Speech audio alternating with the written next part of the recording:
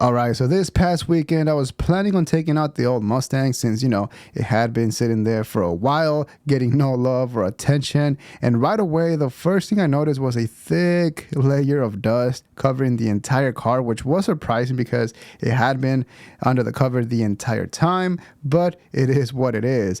Now we go on to turn on the car, and it turns over very smoothly. It's all good news, except I didn't notice an engine light that came on the dashboard, which sucks. And keep in mind that even though the car is a little bit old, it's still in pretty good condition. I mean, it has some broken plastic here and there, but it's still under 105,000 miles, which might sound like a lot, but it's not for an old car. So now it's time to go check the code. We got the code, and it turned out to be a P1120, which I guess for the Mustangs is a faulty code for a TPS, or a throttle positioning sensor. And so the first step was to head to the closest auto parts store to pick up some cleaning supplies, because even though there wasn't a lot of information online about how to fix the problem or the potential issue, because it could be a wide range of problems, and so the plan was to just clean the part and the sensor just to get that out of the way. And so for that, we needed to pick up some throttle body cleaner, which is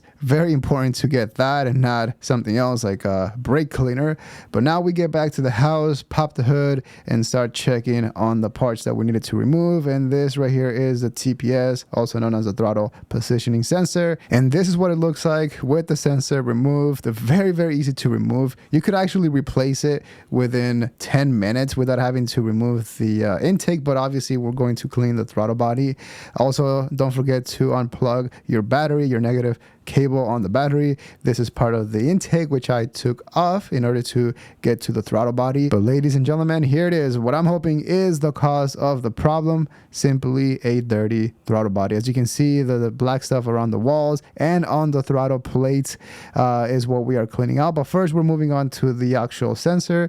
I'm not completely sure if you're supposed to use throttle body cleaner on the sensor, but I did, just making sure not to get any of the electrical parts, and also blast away on the actual where the sensor sits inside and outside. Make sure you cover some electronics out there, and then carefully start cleaning the interior of the throttle body. They recommend using rags, but I had those blue towels, and then put everything back together.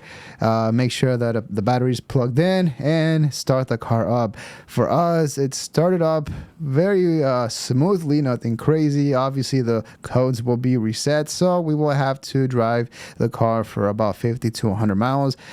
We did replace this sensor, which is the idle air control valve. In the past, it was giving us some idle problems, even though it didn't have an engine light, but now it's running well. And the next step is to drive it for those 50 to 100 miles. As you guys can see, when we turned the car on, we were at 368 miles, and now we added 100 miles. It's been a couple of days since I've made the video, and the car is running fine with no engine light. So luckily, it was an easy fix, and just an example of how it could be an easy fix, but it's not always the case. But that is all we have for today. See ya.